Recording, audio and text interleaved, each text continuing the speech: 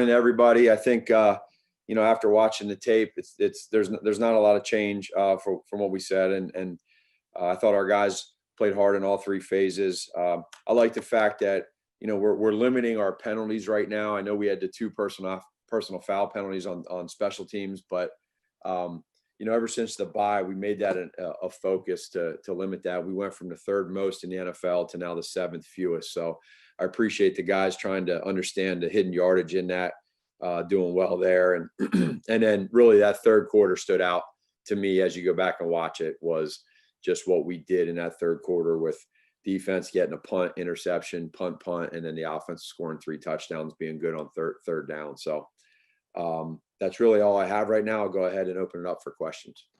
First up, Jeff Dickerson. Hey, Matt, good morning. Morning, Jeff. When Mitch first started playing this well, I remember you on one of these Zoom calls, you said it just feels real, right? I think you used the phrase real. How much more real would it feel if he goes out there Sunday and beats a really good Green Bay team and plays the way that he's been playing the last couple of weeks? I only ask that because it just seems a little difficult to draw any major conclusions about his play just based on some of the defenses you guys have faced in recent weeks. But Green Bay, as we know, is a completely different animal. So, I mean, what would a win for him on Sunday and the team and him playing well, what would that really mean for him? Well, I mean, stating the obvious is it would be big, number one, because it's it's a division game to be able to win and you're in, get into playoffs. And then I just look at, we can get into the whole the defenses that you're playing, everything. This is the, you guys, Jeff, this is the NFL, and no matter what defenses you're playing, your job is to go out there and score points. And, if you're not scoring points against these defenses, that's not your job is to score points, whatever defense is put in front of you. So now you fast forward to this coming week against Green Bay and you say, okay, collectively as a team, what would it mean as a team? Well, it'd be huge. We've put ourselves now, we've built up to this part of the season where we have a chance to win and get in, and to have it be against one of the best teams in the NFL. You go back to your question with Mitchell, with where we've been at, the path we've been on the last 4 games, 3 games per se with the wins, it would be special, but we can't make it that big. We just have to keep doing what we've been doing, which is focusing on each week. And I think that's probably the biggest thing, our greatest strength that we've done so far the last 3 to 4 weeks is really just that offensively, is we focused on the team that's in front of us. How do we play fast? And then how do we score touchdowns? And so to get a win against this team would be great. But I don't think it's going to change the way that Mitchell is for the possibility of the upcoming week after that. Dan Wiederer. Matt, as a little bit of an extension of that, given your competitive wiring, given the sort of wiring of this group collectively, what is your excitement level and your sense of the group's excitement level to have this win and in game be such a measuring stick game against the division champion and all that comes with that?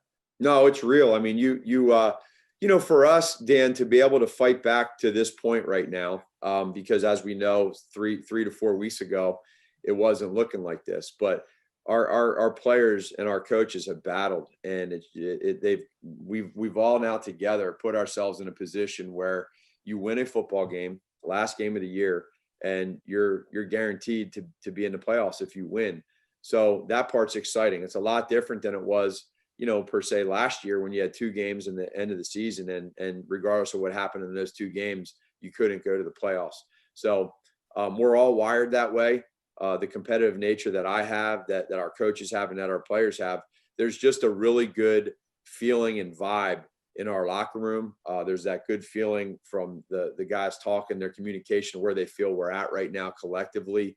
But also there's that balance. I think what you can't do is you can't fall into that deal where you just, you hype the game up so much that you play different. You can't have that. We're in a good place right now. We got to stay the course. We got to understand what's in front of us. We got to see what we didn't do well and why everything happened the way it happened the first time we played these guys. And then we got to work off of that. And so the beauty of having a division opponent is you get to play them twice. And now this will be an opportunity for us to see what we can do. Mark Potash. Hey, Matt, similar question from a different perspective. I know you're locked into the preparation for this game, but the Bears have not gotten into the playoffs in week 17 since 1994, and they historically have struggled against the Packers in late season games, especially with Aaron Rodgers. Like I said, I know you're locked into this game, and it's only your third season here, but as a head coach, do you feel any of that anticipation and trepidation and just the challenge of this week that a lot of Bears fans are kind of feeling heading into this game? Well, you understand it, right? Because when you're a Bears fan or you've been a part of this for your entire life, and you just mentioned about the 1994, obviously that's very important, and we get that. We would never disrespect that for those that haven't been a part of that that feeling and that opportunity that's been there or hasn't been there. So we recognize it, but we know with where we're at right now and what sits in front of us is we need to go out there and play every single play this Sunday as fast and productive as we can together. And this is a really good opponent that we're facing. You saw it last night, the way that they're playing. And so you understand that. And now what you got to do is we got to worry about us. And I think that's probably when we go back and look at how, how that first game went, we just, and credit to them, they did some good things and we didn't play up to par how we should have played. So that's going to be our biggest challenge, is having a hell of a week of practice, being completely focused in and locked in and understanding where we're at. And then all that other stuff with the history and everything that comes with us playing well. And then hopefully we can change that. Pat Finley. Matt, you brought up the game at Lambeau a couple of different times. I'm curious what you guys learned from that. And also, that first half, was that the low point kind of as you look back over the season?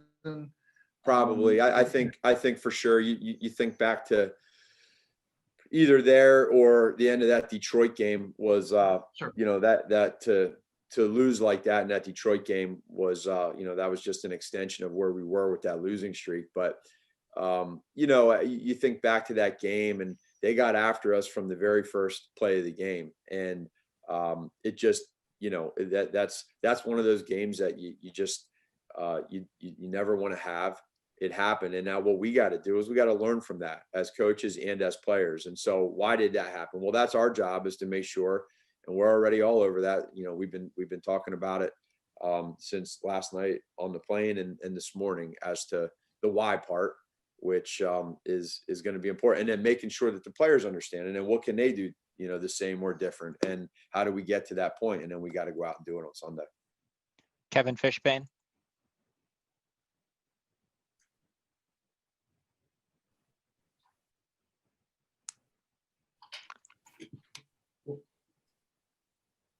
Hey, sorry, Matt.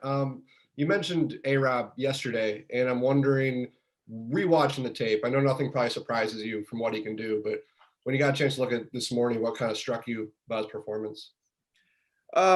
Really not a whole lot, because that's what he's been doing. What I liked was on third down, he made some really good releases at the point at the line of scrimmage.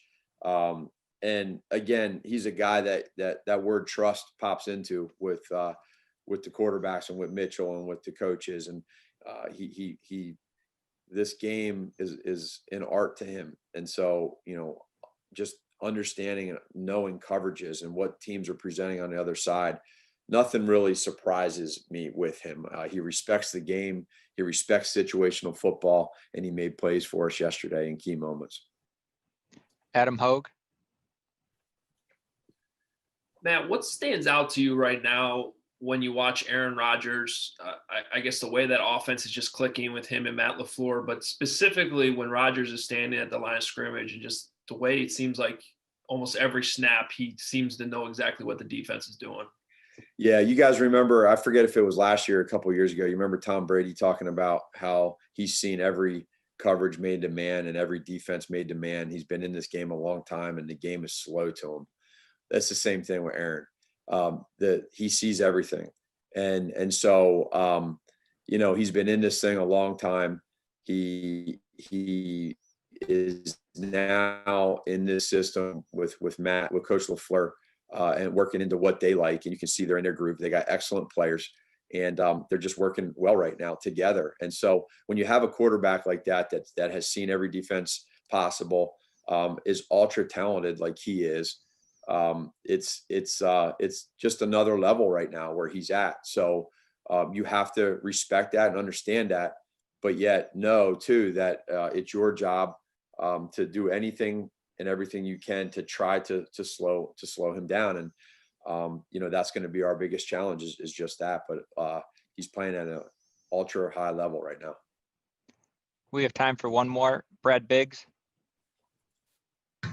Hey, Matt.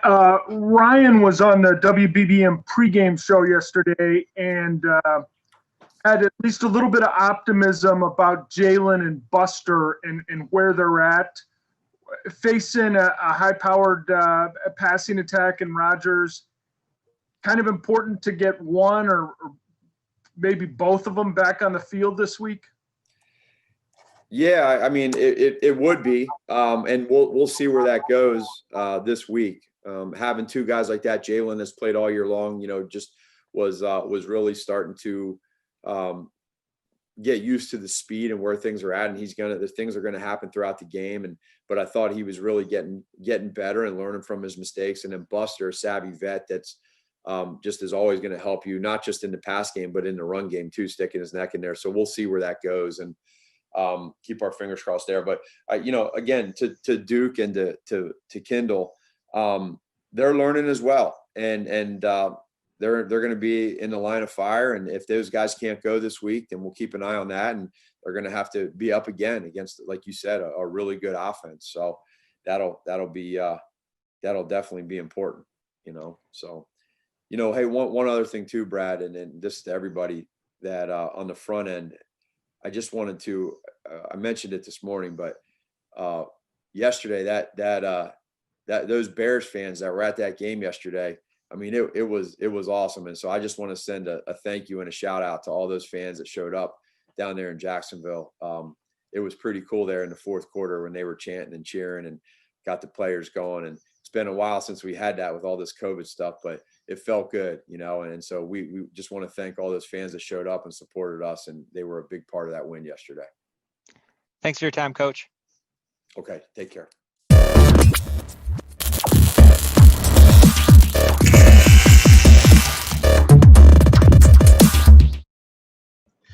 Hey, today's game, it seemed a little bit different. You didn't have to deal with any snow, no elements. Beautiful day in sunny Florida. Next week, you know what you have to do. What's the mindset of the team, and how you guys are planning, if you do win, on celebrating for Club Dub? Again, we haven't even thought that far yet. We know what kind of team we're playing against next week, and what kind of team is coming into Soldier Field. So for us, again, we're going to enjoy this for the next couple of days, and we're going to be locked in strong for next week. Like I said before, man, this team knows what's on the line, and we know what's at stake. So everybody's been locked in. Everybody's going to continue to be locked in, and I'm looking forward to it. Kevin Fishman. Hey, A-Rob, what allowed you guys to be so successful today in the third quarter? What were some of kind of the adjustments you might have made at halftime to really take it to them in the third? Yeah, nothing too much. Again, I mean, we thought we left some plays out there in the first half, but as far as I think we had 3 or 4 possessions in the first half, so I thought we moved the ball well. We punted once, I believe, so it wasn't anything different. Again, we just wanted to stick to our game. Execute on third down, stay on the field. Get the run game going a little bit. So we were able to do those things in the third quarter. What did you see on your fourth down conversion on that first drive out of halftime? For me, it just was just really getting open. I knew the kind of leverage he was playing. I knew my route and things like that. So for me, it's just about trying to get open. Joe Lewis. Yeah, we talked this season, Coach Nagy, the rest of you all and the players, about finding identity. And it seems after these last 4 or 5 weeks that you all have found an identity offensively, scoring 30 points, 4 games in a row for the first time in several decades. How confident are you all going into the Packers game with the potential to go into the playoffs? I'm very confident. Again, like I said before, it all comes down to execute. Again, I mean, for us, players got to make the plays and we got to execute. I think if we continue to put ourselves in good positions, that's first and second down, third down, everything like that, we'll be fine. I thought we got into the red zone on a decent amount. We got to capitalize and try to get 100% on touchdowns. But for the most part, we moved the ball. We played good football. We stayed ahead of the chains. We converted on third down a decent amount. So I thought we played well today. We got to just keep doing that. The name of the game right now for us is execution. Hi, Finley. Hey, Rob, a two-parter for you. What did today mean to you going to Jacksonville and putting together the kind of game that you did? And secondly, what will next week mean in win or go home against your rival? Coming down here, again, it meant a lot, just as far as, how, again, obviously this is where I was drafted. It's a lot of people in the organization, that I've had relationships with over the years as far as strength coaches and trainers and things like that, for myself. So, I still thought I could have played better. I thought I had a decent game. I still thought I could have played better, but it was fun coming down here getting the win. I will say that, and again, seeing all the Bears fans that we had in the stadium and things like that, it was exciting. And next week, what can you feel it already? Most definitely. Like I said before, man, I think since day one I've said, the biggest thing that you want in this league is playing meaningful games in November into January. So and that's where we find ourselves at right now. So again, it's going to be exciting. Especially against Green Bay. A divisional opponent. So I think everybody's looking forward to it. Mark Potash. Hey, Alan, as it pertains to today's game, what's the best way to explain what Mitch's effectiveness was? What's the biggest thing he's doing now that maybe wasn't happening before that makes some of these it makes it seem like pitch and catch almost in a lot of these plays, especially like the 4th and 5 and plays like that? Again, it's tough to pinpoint it, as far as for him. But again, I think the biggest thing is that the communication that we've had, across the board, from again coaches to players and players to players. I think that's the biggest thing. We're going out to practice, and we're talking through plays. Like if we get this look, if we get that look, this is how this will be run. This is how he wants to throw the ball. So we're all starting to be on the same page now, and I think you see that, and everything's starting to click, and we're becoming more effective. So the main thing, like I said before, is just continue to communicate, continue to execute, and I think that we'll continue to play well. Thank you. JJ Stankovitz. Hey, Alan, we were just talking to David Montgomery, and he talked about you guys, kind of saying, hey, we need to get into attack mode going into the third quarter. Given your guys' issues in the third quarter this year, what sort of confidence boost does this give you guys to be able to say, hey, we're going to go into attack mode and then turn that into 21 points in the third quarter? Yeah, for us, again, obviously I think we've been playing with confidence over the past few weeks, but at the end of the day, what us players have been trying to just preach to each other is just the fact that, no matter how the first half goes or whatever, let's just keep playing. We know what we can do. We don't need to get out of whack, or if things don't go our way, let's just continue to execute, continue to play. And once it came into halftime, we said, let's just take it play by play, string some plays together, string some drives together. Let's finish in the end zone and do our thing, and we were able to do that, and again, we were able to break the game wide open. We got time for 2 more. We're going to go Gary Smits and Pat Finley. Yeah, hey, Rob. Tayshaun said that that you felt he felt it was a little bit more businesslike to come down here in this game, and that you weren't all that emotional about it, but still getting 100 catches in Jacksonville. What does that mean to you? That means a lot. I think I said just the parity of the league and the parity of players' careers and things like that. The first time that I've ever had 100 catches, happened here in Duval. Which is pretty funny. As far as this being the team that drafted me and things like that. So again, for me, I try not to get too much into the emotional side of it, especially with it being the season. But after the season, looking back at it, I think that it'll definitely be something cool. Just as far as how that played out. But again, right now, where we're at in the season, everything is business. No matter where we play, no matter what it is, right now we're business. Thank you. Finley. Hey, Alan, when you said that there were some plays you'd like to have back, we talk about the ball. We talk about the ball. Can you hear me? Yeah. We talking about the ball, about the 3rd and goal at the 2, and walk me through that play. What happened there? Yeah, I might have to take a look at it. again, I believe I just kind of double caught it. Again, I have to go back and see the play. It was that one. It's another one on third down. I feel like I possibly could have made that window a little bit bigger for the pitch and catch. But again, I mean, those things happen. And again, for myself, I'm a person who I strive for perfection. And I hold myself to a certain standard. So again, after each and every day, again, if I don't go 10 for 10 or 13 for 13 or whatever the case may be, again, I'm not playing to my standards. So again, those are just some plays that looking forward to, figuring out, down the stretch as we get into this week 17, and things like that, plays like that, that I'm gonna come up with.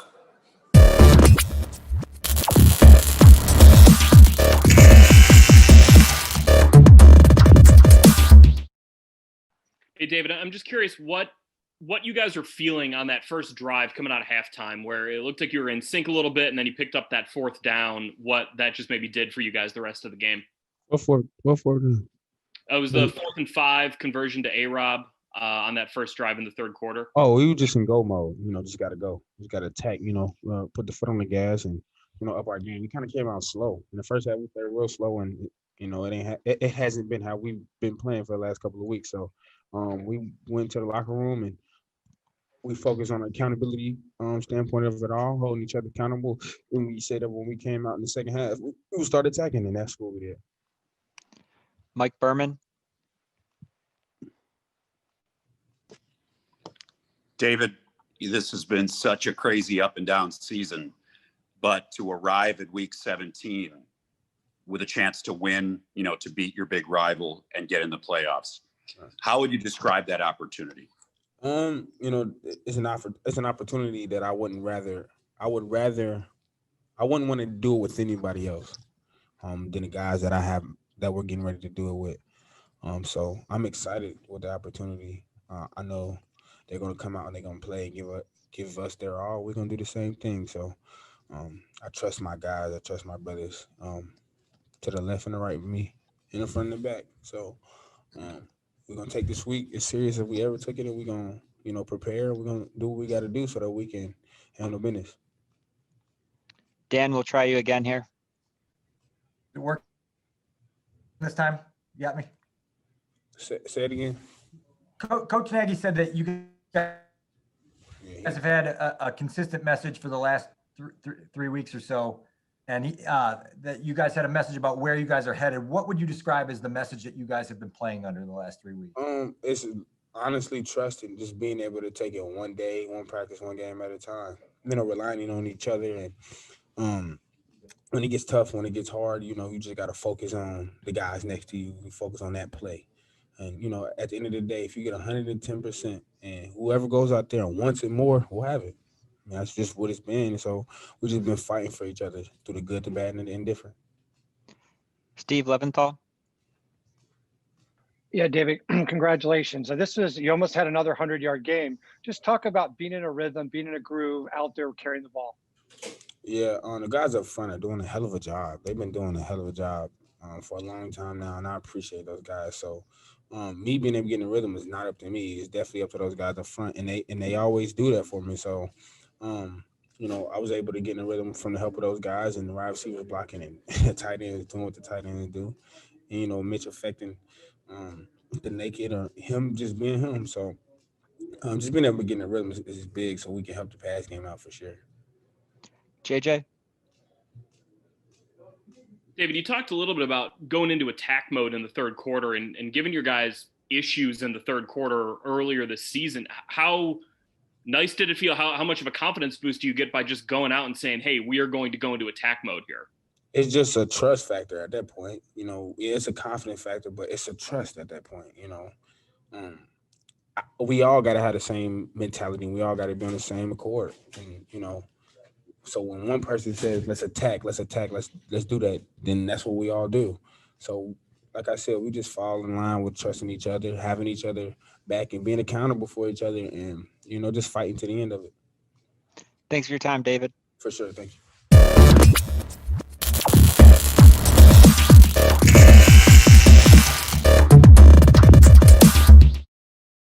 Hey, Jimmy, I'm just curious, what do you think maybe sparked the third quarter explosion for you guys? You know, I think we were super focused on scoring 7 right out of the half. You know, we talked about it. We put an emphasis on it. You know, having a great drive to start the half to kind of get that momentum in our way, and you know, we ended up doing it.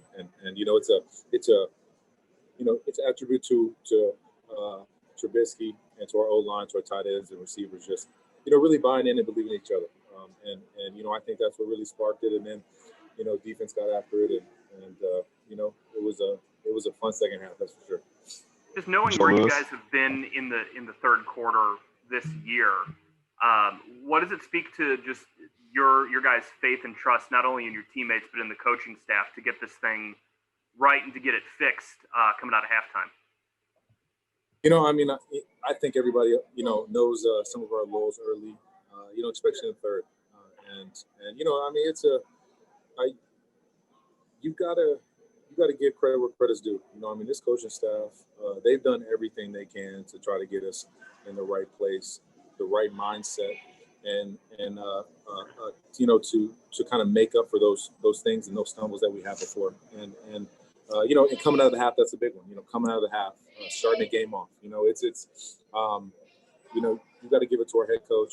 You know, our O-line coach, my tight end coach. You know, everybody just bought in, and everybody believes in each other. And you know, we know that, you know, if we do defer to begin the game, then we gotta come out in the second half ready, no matter what happens that first half. We'll go back to Joe Lewis. Yeah, Jimmy, you talked about Mr. Trubisky in his play today. After having come off that 6-game losing streak to now being in a position where you can possibly make the playoffs, how would you assess his play? You know, I think he's grown a lot. You know, he's you know, he's been through a lot, and I think it shows his character. It shows his character as a man, and his strength as far as between his ears. You know, that's not easy. You know, it's not. You know what he went through early, and you know, even with the shoulder. You know, I mean, I don't think that's talked about enough. You know, his bravery, what he's played, you know, through and for his team to put us in this position, one game away. You know, it's special. You know, I mean, I think it goes and shows who he is as a man. You know, who he is as a player, and you know, it's special to see his growth. You know, just in the time I've been here through this year, it's pretty special. It really is. Pat Finley. Jimmy, having one game left and win, and you're in the playoffs, and for that opponent to be the Green Bay Packers, what does that mean to this club? And secondarily, what does it mean to you personally? Just a big game. Yeah. You know, you know, we've been in the playoffs for 3 weeks now. You know, I think that's been our mentality, as a playoff mentality. You know, each one of these games has been a playoff game for us, and this one's no different. You know, and I'm not going to dwell on myself in any selfish way. We need this win, simple as that.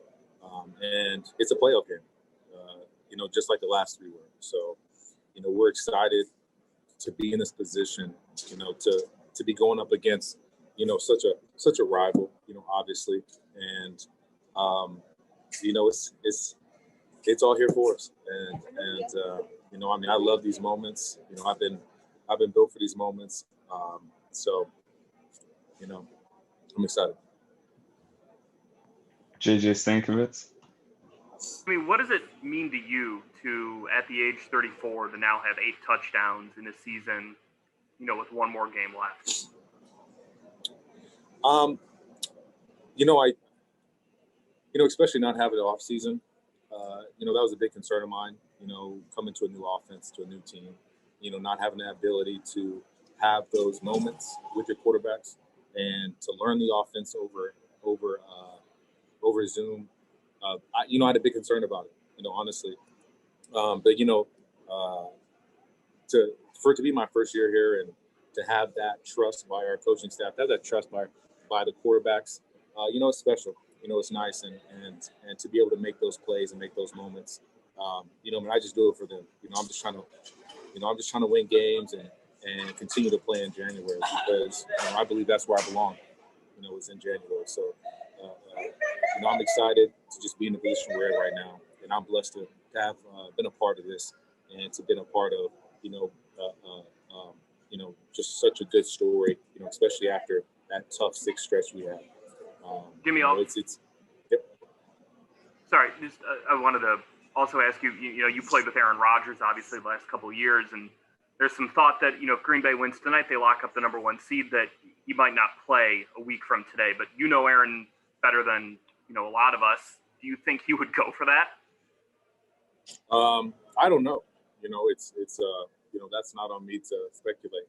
I know Aaron's a competitor, man. He competes on all levels, and obviously being a conference game, it means. It's always going to mean that to him. So I know that they're going to put their best leg forward, but if they clinch, who knows? So we'll see. But I know the kind of competitor he is, and I know he's going to want to be out there. I know a lot of those guys want to be out there because I was on the other side, and I understand their mentality. I understand what their kind of the rivalry between the Bears and the Packers. It's the most historic, and so I would count on the plan.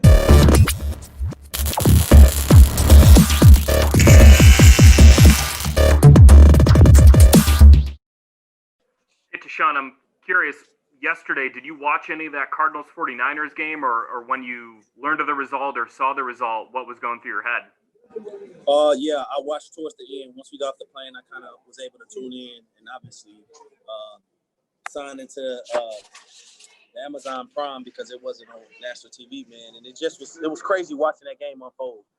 A lot of up and down, man, with the kicker missing a couple of those field goals, man. I'm not sure what that was about, but it just was a surreal moment, man. And it was exciting at the same time. So it just was crazy to watch that, man. The emotions going in that, man. And once it was over, it just that moment kind of settled in. That man, this is real. This is really real, man. So I think everybody was tuned in, man. And it was just, I think everybody went to bed with a smile on their face last night. Joe Lewis.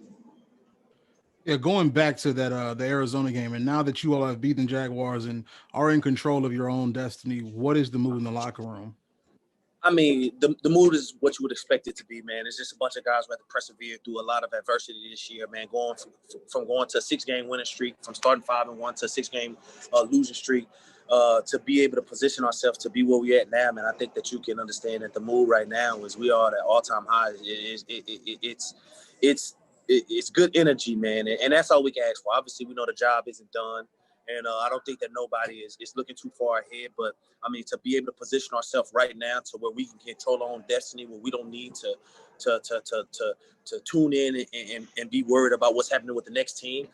There's no better feeling right now than controlling what you can control and doing your job. And if all else fails, man, you be able to reap the rewards. And I think that's the move right now. And we understand the big test that lie ahead of us next week.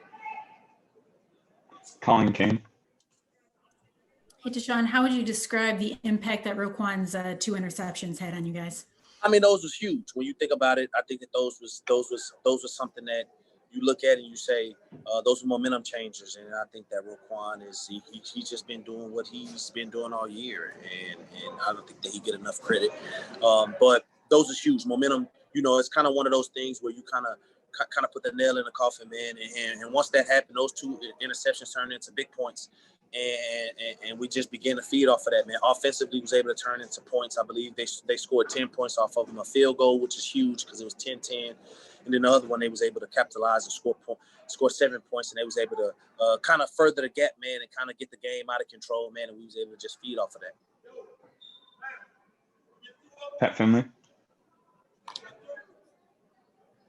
Hey, Tashawn, I was curious what the sideline thought of the hit on the punt returner. It seemed like everybody got pretty fired up after that.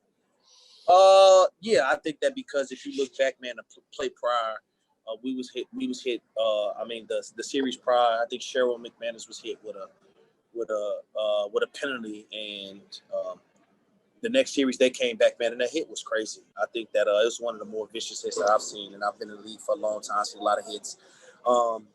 I think he might have hurt himself, man. Prayers out to him. But the game of football is a physical game, man. But the hit was it's what it was pretty crazy, man. So seeing it live and something like that, man, you just gotta wish well for both guys involved in those things, man. But at the end of the day, I know our guys well, man, and you can only hope that the guy over there is well, man. But it was a pretty crazy hit, man. It was a bang bang play, physical play, man. That old school football is what people say. So we was able to capitalize on that as well. But it's just that's what we want to take out the game, man. Keep everybody safe, man. Keep your heads up, man, and be able to walk away on your own 2 feet, man. So again, I hope he's well, man. I'm not sure what happened with him, man, and I know our guys will. So. Cam Ellis. Deshaun, speaking as someone, who has played in Jacksonville and then going back to play them, do you think a game like Allen Robinson's today, 10 catches, 100 yards, means a little more to him than usual? That's a good question. For me, I think that, it's business as usual with A-Rob, man. And I just go back to when I signed with Jacksonville, man, he was a young guy. And, he's just been the same guy, even keel guy, man. He don't waver. His emotions doesn't get too crazy, man, and that's what you got to respect about a guy like that. So I think that whether we's playing Jacksonville or Green Bay, I think that I don't think that it was as personal probably for A-Rob as people probably would assume, man. And we've had talks, man. Like I said, man, we was there together for a minute. But I think that is it a little sweet? Absolutely. I think that anytime you can go and have that type of performance against an old team who essentially let you walk, those things are personal. So for him, I think that it was major for him. But again, man, he's just a guy who's business as usual, man. And it don't matter the situation or the team, man. He's gonna go out and do what he needs to do, man. And he's been doing it all year. All right, we've got time for one more from Alex Fleming.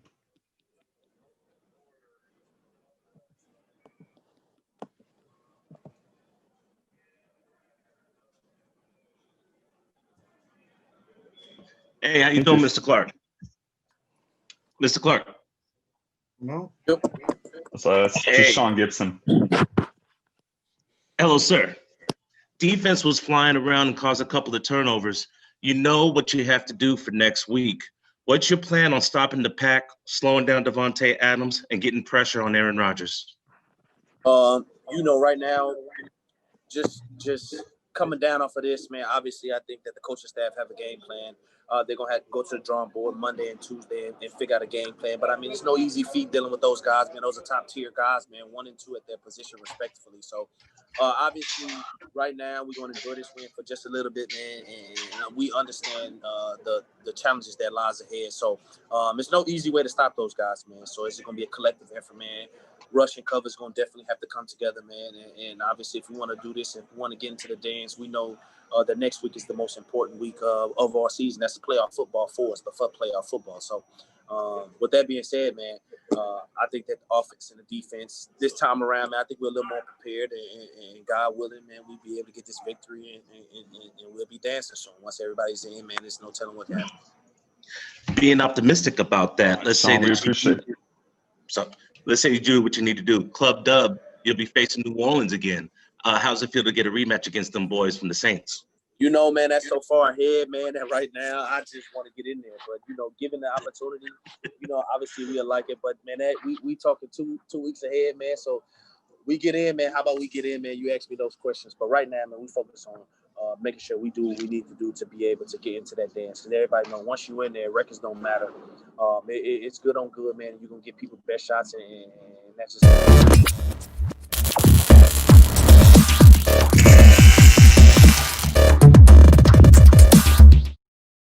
Mitch, the 4th and 5 pass, I think it was to Allen, just seemed to typify just how locked in you guys are. You are in particular with this offense.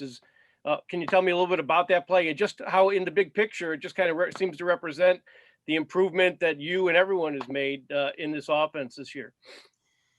Yeah, I think we've just put more of an emphasis on situational football. And I think it all starts with just communication in the huddle, me letting the guys know like what the down distance is. It's 4th and 5. We got to have this one. We have to have it. So once I let everybody know that, obviously everyone knows that, but I think me saying that gets everyone locked in. Everyone's listening to the play. We go out there, we're believing in the call, and then we just go out there and execute it. They gave us a good look. They brought a little pressure. I just faded to the left, and A-Rob beat the guy up on a nice slant route, and it worked out for us. But it starts with all 11 guys playing as one. And it starts with communication and doing a great job getting in and out of the huddle. Brad Biggs.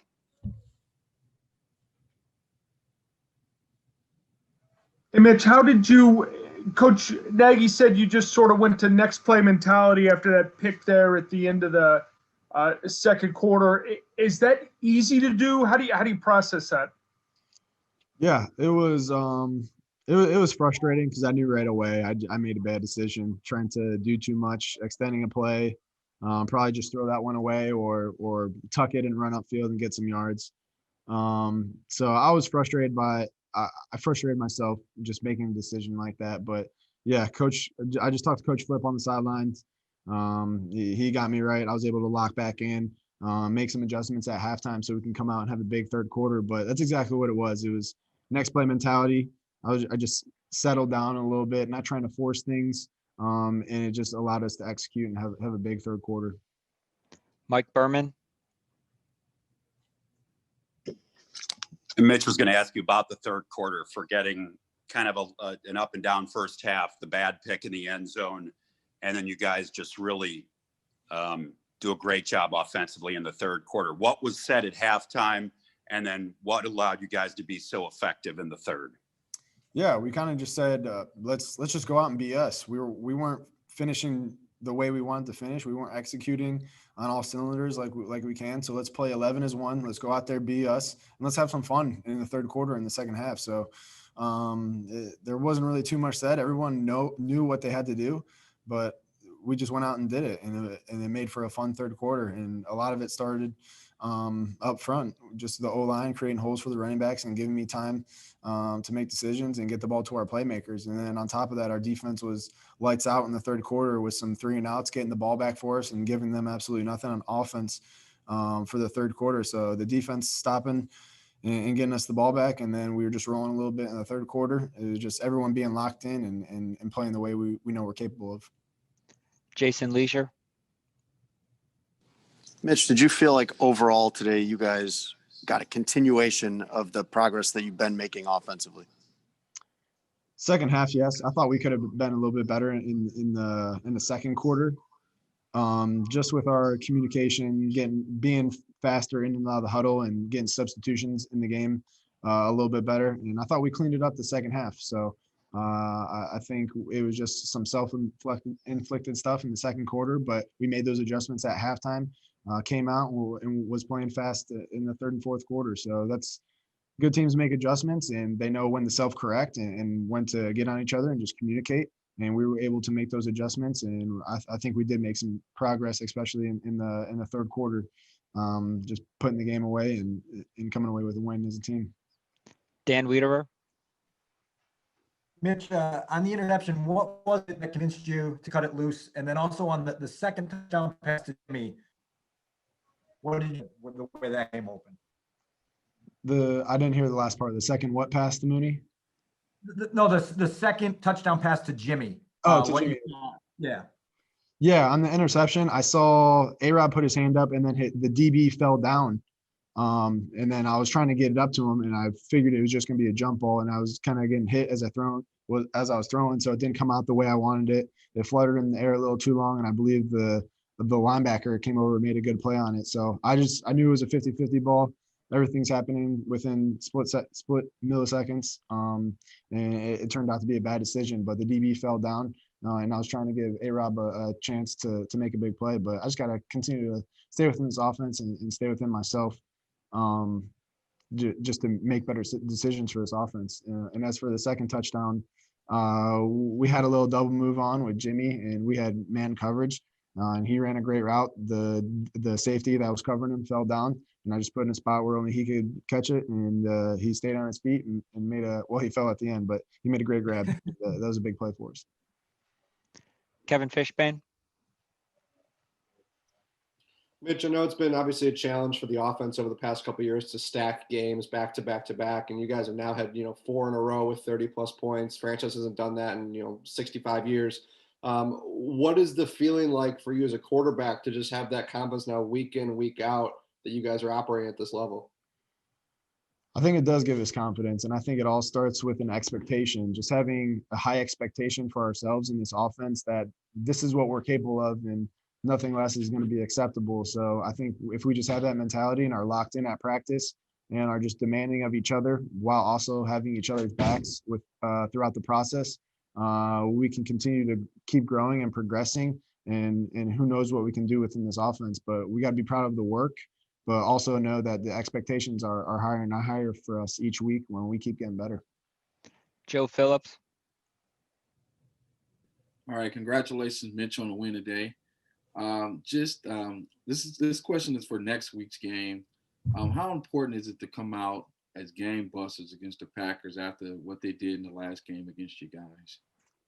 Yeah, it's going to be huge. We know what's at stake this weekend. We're going to enjoy the win tonight and then start preparation tomorrow. But it just sets up for a special opportunity to finish our season strong against a rival like this. So it's a must-win game, just like these last couple of games have been.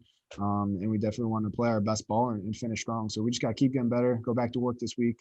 Have a great week of practice, and go out there to give ourselves a great chance on Sunday. A couple more. Mark Grody. Mitch, I know you discussed what the thriving offense means for the team, but what has this meant to you personally? It's been a crazy season for you. It's been good. I just feel lucky and blessed to be able to play, to be back in this offense, to be out there with my guys playing. And it's been a crazy season, but I'm just fortunate to be out there, to be able to play, and to be able to help this team win. So I just love our mindset, where we're at right now, how we keep getting better, how we battled through adversity. Not only myself, but we battled adversity as a team, and we just continue to come closer together. And that's how you create special memories, just getting through the tough times and enjoying the great times together. So we got a great opportunity this week to continue to finish strong and get better, and that's what I'm looking forward to. And it's been a fun ride. Last one, Brad Biggs. Mitch, were you able to watch the 49ers win last night? If so, where were you guys at? What was the mood like? How did that go down? I didn't watch it. I was just checking the score, because I know when I watch games, it won't work out the way I want them to. So I was just checking the score. I was getting updates and texts from other people. I was trying not to pay attention. But a great game by the 49ers. I got to shout out my guy, CJ Beathard. We trained together coming out for the combine. He played really well. So I'm happy for CJ and them, and they really helped us out. Thanks, Mitch. Thanks, guys.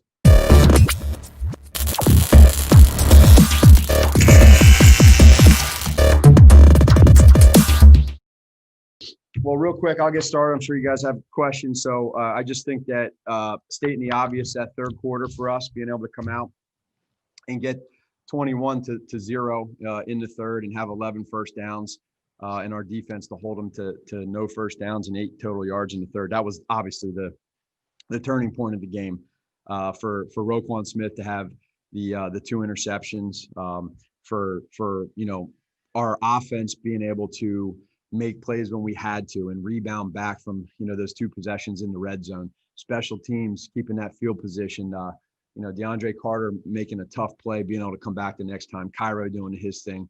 Again, in these type of games, just proud of our players for understanding where we sat going into today's game and what's sitting ahead of us. And so we've talked about it all week long. Our guys responded, they listened, and they're coachable, and you love that as a coach. First up, Jason Leisure. Matt, you've had some tough days this season. Now you have this big game against Green Bay. How much better do you feel about the way things are going than you did the first time going into Lambeau? Sure. Yeah. I mean, it's with where we're at right now as a team, it's definitely different. Green Bay's a hell of a football team, and there's a reason why they're sitting right now as the number 1 seed. So, for us, we got to worry about us. We got to understand what happened in that game. And then we know that we're guaranteed one more game. Nothing else. And if we do well in that one game, then we'll have an opportunity for more, but we can't worry about that. And we just worry about us. I have a question for you about DeAndre Carter too. You mentioned that You appeared to be livid about that play. What were you arguing for or communicating to the officials?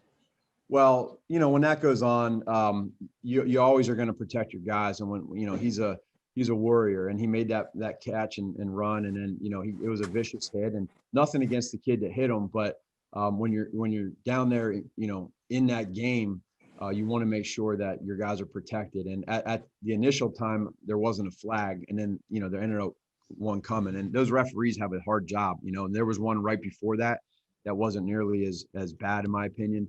But again, they called it, and it was a good call by them. So in that situation, I just want to make sure that he was okay, number one, and then number two, that that they get the call right, which they did, and I credit them for that. And they did a great job. The refs did a great job looking at that. JJ. Matt, in the third quarter, you kind of start out with that RPO, get that early completion, then you go for it on that fourth down. Were you just feeling like the offense is in a bit of a rhythm at that point when you got to that fourth down, and that kind of led to that decision? Yeah, we knew, in that position right there, it's a longer, whether you're in the punt or whether you're in the go for it and the field goal, and there's just so many things that go into it. And I think also it shows confidence in your players making plays at crucial times, and our guys did that. And that's important. You have guys that understand that you're going to put the ball in their hands, and that was definitely a turning point, in my opinion, to be able to do that. And that's real, and it's a credit to the players. Dan Wiederer.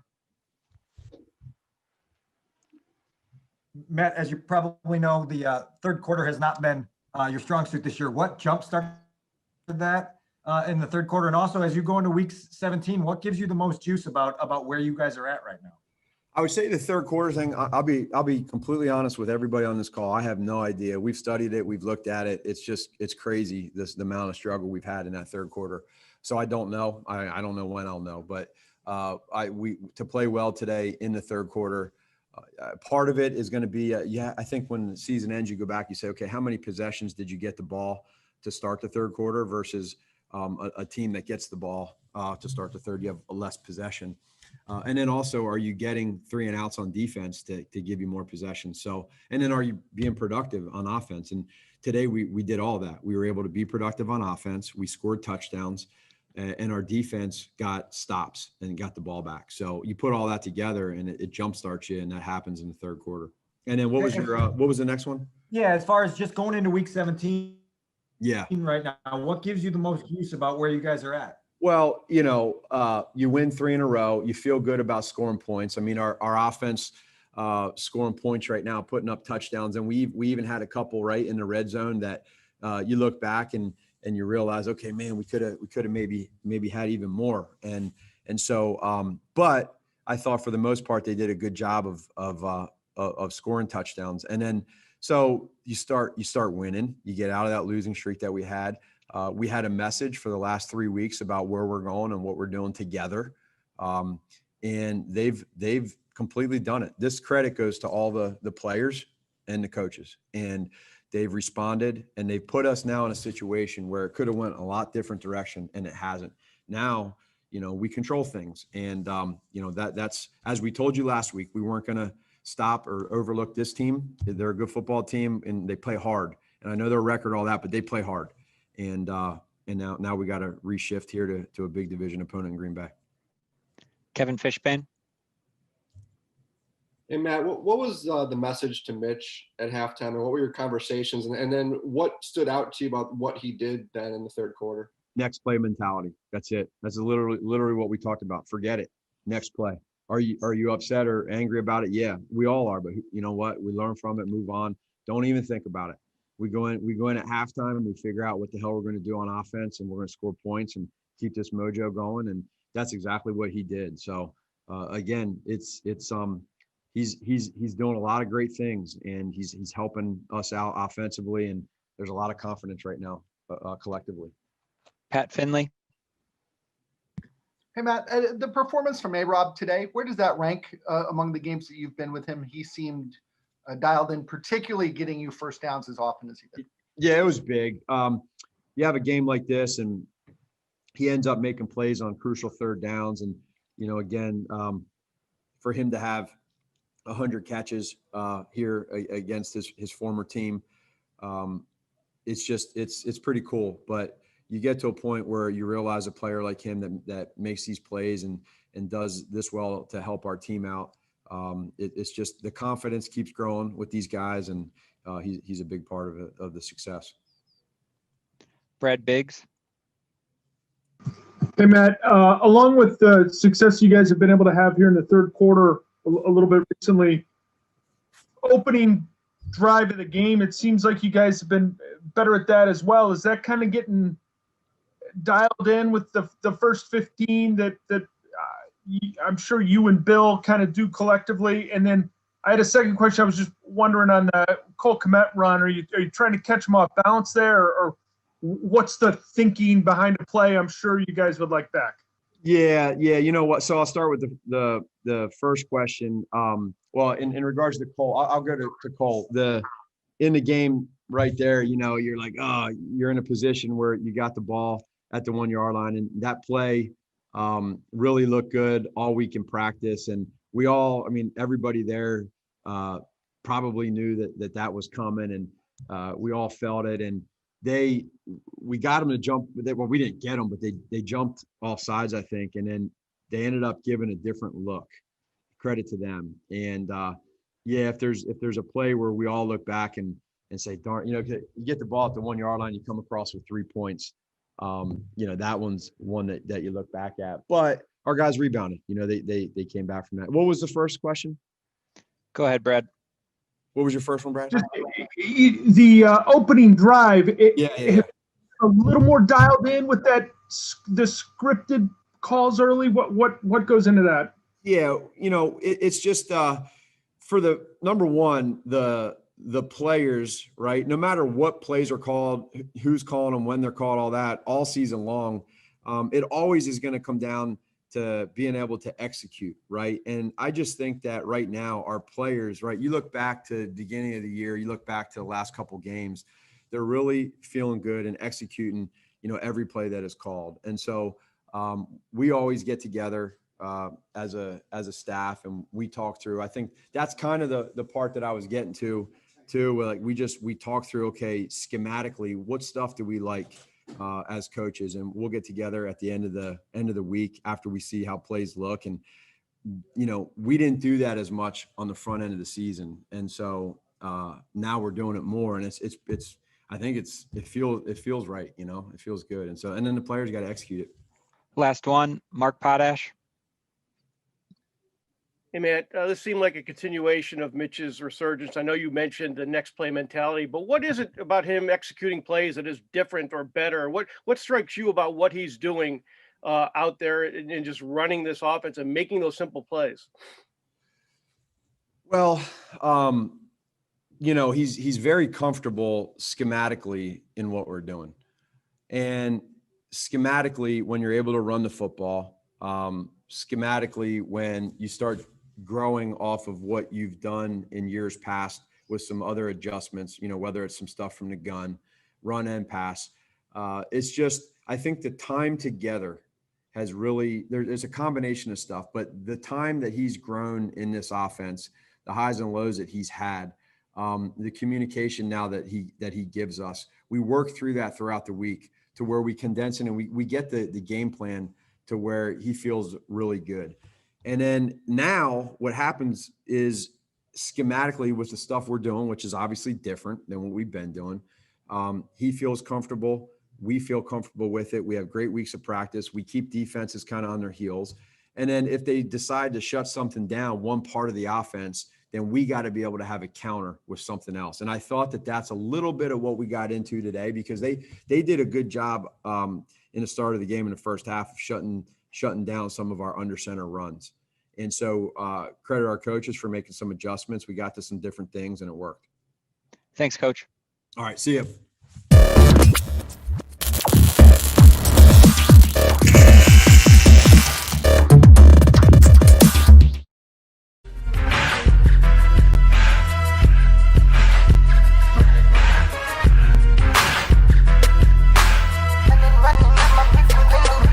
It's the freshest radio show in town.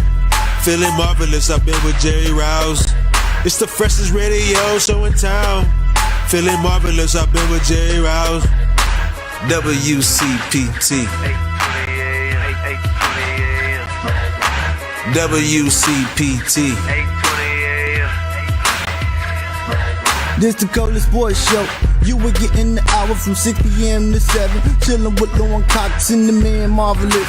Shout out to Mr. Rouse and the Italian style. What sports is the only politic? WCPT. WCPT. It's the freshest radio show in town. Feeling marvelous, I've been with Jerry Rouse. It's the freshest radio show in town. Feeling marvelous, I've been with Jerry Rouse.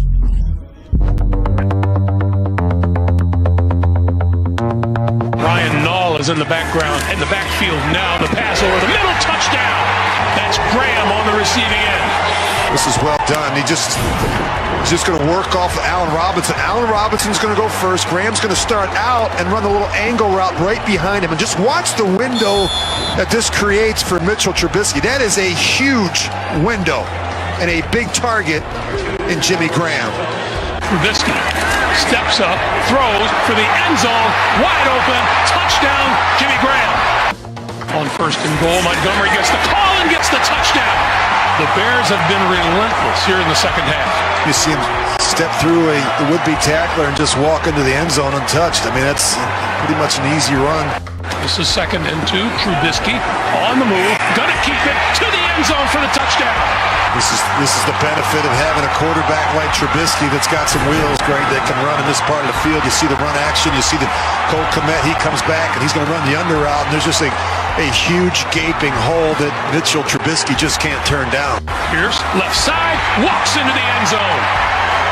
That's the first touchdown of his young NFL career. Greg, you weren't lying when you said he walked into the end zone. I mean, he goes into the end zone untouched. I mean, it's just too easy. That pass is intercepted, picked off by Roquan Smith. Well, it gets tipped first by Trevathan. Trevathan's covering a different receiver. It gets tipped right into the... Trevathan's going to tip it first. Watch, he's covering the crossing route, and he gets his hand out in front of it, and it just winds up falling right into the lap. It's been good. I just feel lucky and blessed to be able to play, to be back in this offense, to be out there with my guys playing. And it's been a crazy season, but I'm just fortunate to be out there, to be able to play, and to be able to help this team win. So I just love our mindset, where we're at right now, how we keep getting better, how we battle through adversity. Not only myself, but we battled adversity as a team, and we just continue to come closer together. And that's how you create special memories, just getting through the tough times and enjoying the great times together. So we got a great opportunity this week to continue to finish strong and get better, and that's what I'm looking forward to. And it's been a fun ride. I would say the third quarter thing, I'll be completely honest with everybody on this call. I have no idea. We've studied it. We've looked at it. It's crazy, the amount of struggle we've had in that third quarter. So I don't know. I don't know when I'll know. But to play well today in the third quarter, part of it is going to be, I think when the season ends, you go back, you say, okay, how many possessions did you get the ball to start the third quarter versus a team that gets the ball to start the third? You have less possession.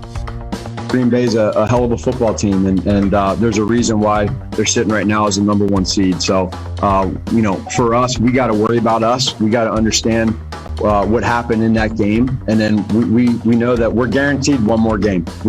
Nothing else, and if we do well in that one game, then we'll have an opportunity for more. But we can't worry about that. We just worry about us. That's all you can do. That's all you can do is worry about us. Us are your Chicago Bears, winners over the lowless, the dismal, the embarrassing Jacksonville Jaguars. They fall to 1-14. The Bears improve to 8-7 with a 41-17 victory over the Jags on the road. Ladies and gentlemen, this is another edition of the Rewind Sports 60. Yours truly, Jerry Riles, on WCPT 820 AM in the beautiful, beautiful city of Chicago and the great neighborhood of Jefferson Park. This is another edition of the Rewind Sports 60. It is the fastest hour in sports conversation, and let's get right to them, ladies and gentlemen. No, of course, there's no baseball in the air, although we might talk a little bit about baseball and the future World Series champion Chicago White Sox, hopefully in 2021. But for right now, the fastest hour in sports conversation, we got football on the mind. But this gentleman, he's not over at Wrigley, not over at, what do they call it? It's not the Cell anymore. What's it called? Guarantee Rate Field. He's not at, is this still the Allstate Arena? Or is it Rosemont? Which one is it? He's not over there, ladies and gentlemen. He's not at the United Center. He's in studios on Milwaukee Avenue, the north side, WCPT 820 AM, and he is listening, well, he was listening to DePaul basketball. You love him. He is the marvelous one. He's Dan Marvel. What's up, Marvel? How are you? Hey, how you doing? I did watch the 41-17 game, and there was nothing wrong with the third quarter in which we outscored the Jags 21-0. And the running game was good again. Montgomery got 95 yards, almost got his 100. And it is true that Green Bay is tough, but we have our destiny now that Arizona lost last night. We have the chance to make the playoffs for whatever that will be worth, short and sweet, for New Orleans or Green Bay as the opponent. But it's good to see the offense really stepping up a notch. It didn't look possible 2 weeks ago, did it? No, it didn't. It certainly didn't look possible 2 weeks ago. But I don't want to get into the Bears just quite yet. I do not want to get into the Bears just quite yet. I want to hear about your beloved DePaul Blue Demons. What? They finally get an opportunity to play a basketball game. That's right. Unbelievable. Well, they did. They got a game in last Wednesday where they handled Western Illinois quite easily. And their stamina and legs were tested today in a double overtime 95-90 loss to Providence on the road. And, it's crazy with the whole COVID year. I mean, they had two players that played today that were out on Wednesday due to COVID protocol, Weems and Hall, and Weems just scored 21 points. So I guess he was quarantined and shooting at the Nerf ball or something. So it was a tough loss because I don't understand. They were up by up by 3.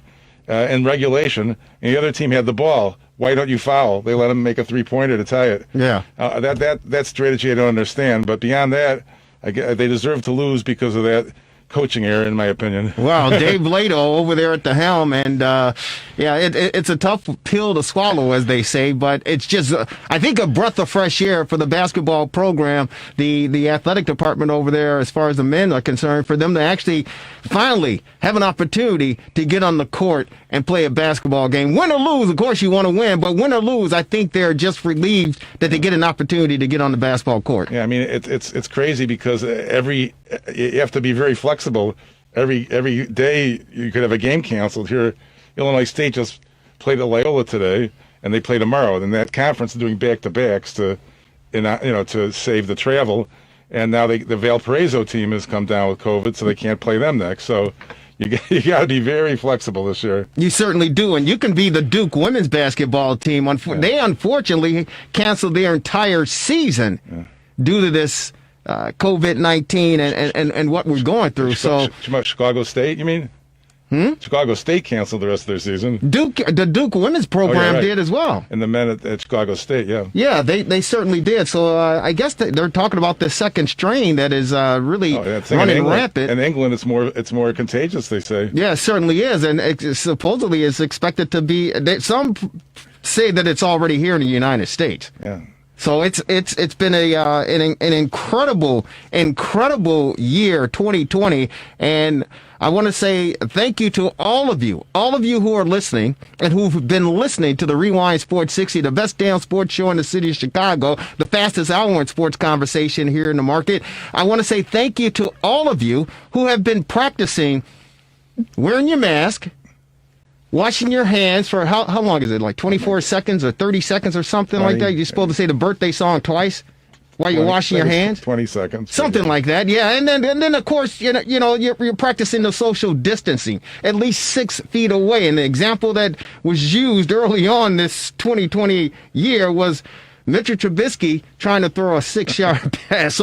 So I want to say thank you to all of you out there who have taken taken this thing very seriously to not only protect yourself, but protect your loved ones. For those of you who are still out there who are in doubt and for some strange reason believe it's just a hoax or it's not real, I pray that you do come over to reality and understand, even if you don't believe it, understand you should have some respect for your fellow man, for your fellow woman, for your neighbor, for yourselves.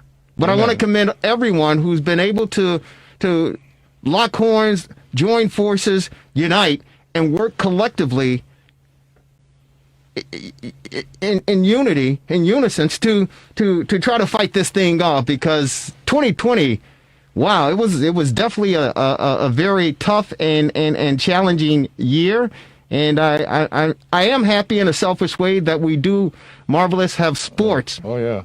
To lean on, and I commend the athletes who are going out there and battling, and it's a form of entertainment for us. But some people say that these athletes are essential workers. However we want to dress it up, it is a way of escaping some sort of relief for those of us who are in need of it and who are in search for it. It's a welcome relief to see the games. I mean, it's tough because I'm used to seeing them in person, as you know. Of course. But there's no hoax with 300,000 dead people in the U.S., I'll tell you that. Yeah. I mean, seriously. I mean, it's a breath of fresh air, but we certainly understand what's at stake here. And again, I want people to continue to, practice washing your hands, stay the distance, wear your mask. And if you don't have to go out, don't do it. Well, the season, the weather is going to have something to do with that as well. It was brutal on Friday. Merry Christmas to all of you out there. Happy Hanukkah for those of you celebrating in the past, that just passed, and of course Kwanzaa. Happy holidays to all of you out there. But Christmas, it was brutal. It was brutal. So if you don't have to go outside, simply don't do it. Don't do it.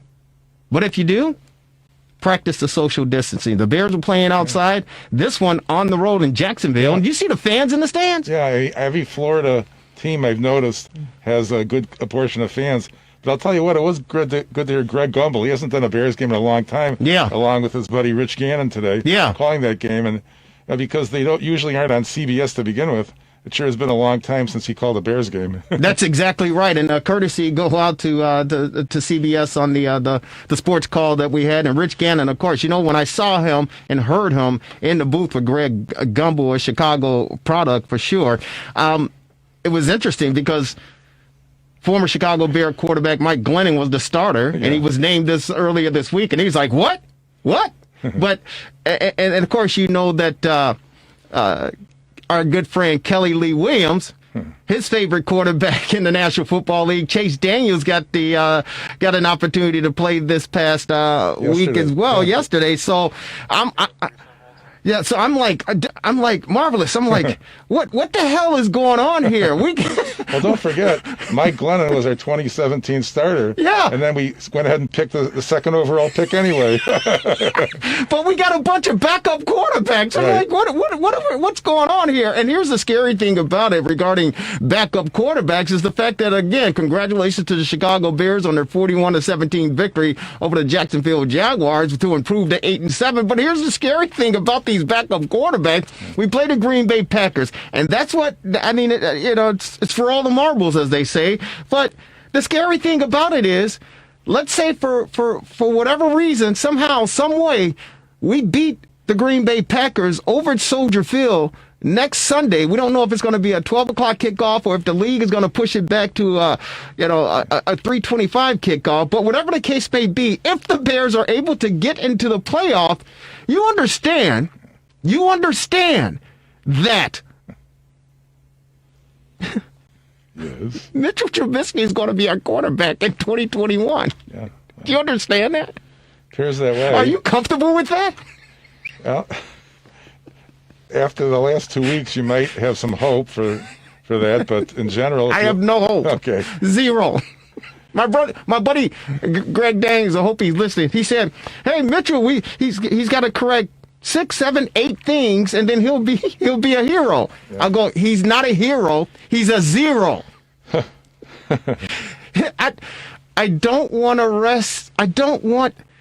And I know the Bears didn't pick up his extension. Yeah. But they could franchise tag him, correct? Yeah. They can sign him to a 1-year deal, and he comes back because when Devin and I went through as far as the Bears picks are concerned, or their draft picks for this 2021 season, it simply doesn't look good. There's no real quarterbacks that's out there on the market that the Bears could entertain for the most part, and so it would appear that if the Bears beat the Green Bay Packers in the regular season on a 4-game winning streak, make it to the playoffs, win or lose. That administration, that front office up there at Hallis Hall, they're saying, hey, listen, we overcame a 6-game losing streak. We overcame COVID. We overcame no training camp. We overcame that, made it to the playoffs. Mitch Trubisky has finally got his training wheels underneath him. He can move this offense, and we're going to be stuck with these same stooges for another year. And we've been saying, even when they were 5-1, smoke and mirrors. Smoke and mirrors. This 3-game winning streak, they're against 3 of the worst teams in the National Football League. 3. J.J. Watt, he didn't even show up for that game, did he? I don't think no, so. He was having Lou Malnati's and eating Portillo's on Michigan Avenue instead of playing in the football game. Yep. These 3, and believe me, it's a recipe that the Bears needed. We needed these 3 teams because we needed these 3 victories. But at the end of the day, when you look at all the paper and everything, playoffs or not, this is not the formula for a successful journey as far as this football team is concerned. Right. In my opinion. They can still back into the playoffs if the Cardinals lose to the Rams next week, by the way. So, yeah. So, I mean, and I know Ryan Pace, Matt Nagy, Ted Phillips, they're going to spin doctor this thing and tell George and Virginia McCaskey, hey, listen, we have overcome all obstacles. We cleared all the hurdles. We made it to the playoffs. We got our brains beat in, of course, but we made it to the playoffs after losing 6 straight games. We deserve another opportunity when everything is 100% and we get capped. Mitchell Trubisky has another year under his belt. He is the quarterback of the future. Yeah, well, I mean, even if they didn't make the playoffs, I'm not sure what they would do with the quarterback. Their options are not in the position of Jacksonville that seems to be winning the Trevor Lawrence sweepstakes. Mm-hmm. I question whether they'd make a change anyway, personally, but we'll see. Who, the Bears? Yeah, I mean, what would they do? Well, that's the whole point. Yeah. That's the whole point. What would they do? Yeah. What would they do? I trade all my draft picks. I trade them all. Okay. I trade them all. Move me, I'll trade them all. Okay. Yeah, but first of all, if I'm George McCaskey, I'm reevaluating the front office that I have. I'm reevaluating the coaching staff. I'm reevaluating everything. You supposed to have a guru in Matt Nagy of an offensive genius as far as play calling is concerned. They've minimized the playbook to a couple pages because his plays are too complicated for the players that they have. His quarterback can't run efficiently. He cannot run the plays. And thank God somebody got in Matt Nagy's ear and told him, hey, listen, you have to take your playbook and give it away because you don't know what you're doing with what you have. You're trying to force feed these guys to run these plays, and it's not working. And I've heard over in the past, and we're going to be joined by our weekly analyst, former Chicago Bear outside linebacker Bruce Herron, number 51 in the program, number 1 in our hearts. He's on our TR60 hotline. We'll get to him real quick. But, I heard speculation after the Bears started winning, after the 6-game losing streak, that they said, well, did Matt Nagy jump the gun and bench Mitchell Trubisky too soon in place of, week 4, in place of Nick Foles? Had Matt Nagy stuck with Mitchell Trubisky, maybe the Bears don't go on a 6-game losing streak. And maybe he doesn't come back if Foles doesn't get hurt. Exactly. But I say to those people out there, it had nothing to do. Mitchell Trubisky is not, again, as far as my book is concerned, he's not an NFL caliber quarterback. He is not a Hall of Famer, as Lori Lightfoot said. Mitch Trubisky's never going to be a Hall of Fame quarterback. Never going to be that, all right? He's a backup quarterback at best, okay? But this is probably what would have happened with the Bears season. That 5-1 smoke and mirror situation that we were experiencing. If Matt Nagy had put his pride on the shelf earlier in the season and went to the running game and gave the ball to David Montgomery, who incidentally, congratulations on rushing for 1,000 yards. Despite that, he rushed for 1,000 yards for the season. He finished with 23 carries for 95 yards today and a touchdown, averaged 4.1 yards per carry. But if Matt Nagy had just gone to the running game earlier in the season, I truly believe we would not have experienced a 6-game losing streak. Because this guy is a beast. And I understand the musical chairs that the Bears were playing offensively on the line there. I get it. But the boy is a beast. Yeah, and there was one game where he was out, too, if I'm not mistaken. Yeah, he was injured. Yeah. He was injured. But I truly believe had we had gone to the running game a lot sooner, it would have been a big difference as far as the look of offensive. And they're talking about identity. They're saying, oh, no, we got an identity. Yeah, your identity is you're running the football because you got David Montgomery. That's your identity that you've had all along. Yep. For whatever reason, you just ignored it. So if when in doubt, run the rock. When in doubt, run the rock. And you got a boy that you drafted who certainly can run the rock. And again, despite the low numbers of carries this season and the games missed due to injury, he still rushed for 1,000 yards. And he still got another game to go. Amazing. It's fantastic. Yeah. It's fantastic.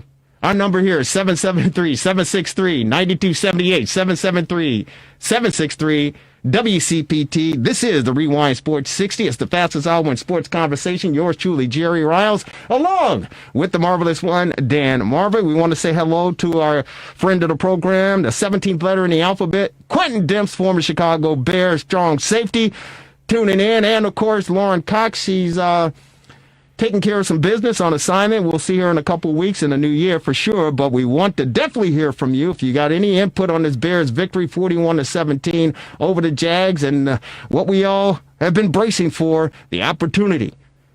The opportunity, our destiny is in our hands, and that means we have to kick some ass next Sunday on the lakefront, shaking the lake against the Green Bay Packers and Aaron Rodgers. And before we go to Bruce Herron, Marvelous, I don't know if it's going to be easy or not. It's going to be interesting to see what unfolds in this game and this upcoming week. Well, in Green Bay, the result was pretty ugly a few weeks ago. Yeah. So, yes, they were. It just doesn't seem possible that they could pull it off, but hopefully Green Bay won't play their best or they'll be looking ahead or something.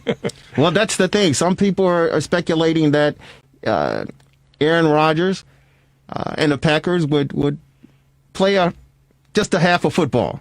That they'll play a half of football. They have the division all locked up, and I'm not sure as far as a bias is concerned, but they think that the Bears will have the second half, and they should be able to do some damage. Others are saying, wait a minute, this is the Green Bay Bears rivalry, and the Packers aren't going to let up, because if they have a say in the Bears not advancing to the playoffs as far as beating them, they're going to play 60 minutes of football with their starters in the game, and they're going to do everything in their power to prevent the Bears from beating them. And so I think the jury is still out, but it's going to be very, very interesting to see the game plan as far as the Bears are concerned and the execution as far as the team is concerned. Before we bring on Bruce Herron, let's go out to our phone lines. We've got Tor calling from Morton Grove on our TRS60 line. Tor, what's up, man? How are you?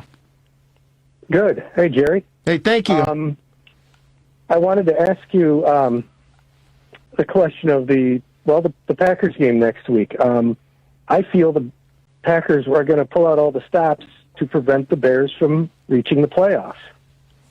If the Cardinals haven't already lost. that day. Yeah, well, here's the What do you think? speculation. Here's the speculation, and you can hold on real quick, but here's the speculation. The Bears right now, and I stated it earlier when we got started with the show, and we're going commercial free just to let everyone know, but the speculation that the league is going to move the Bears, right now the game is scheduled for 12 o'clock kickoff on the lakefront. They're saying there's chances that the league will move that game because of the importance of it to a 3 o'clock game.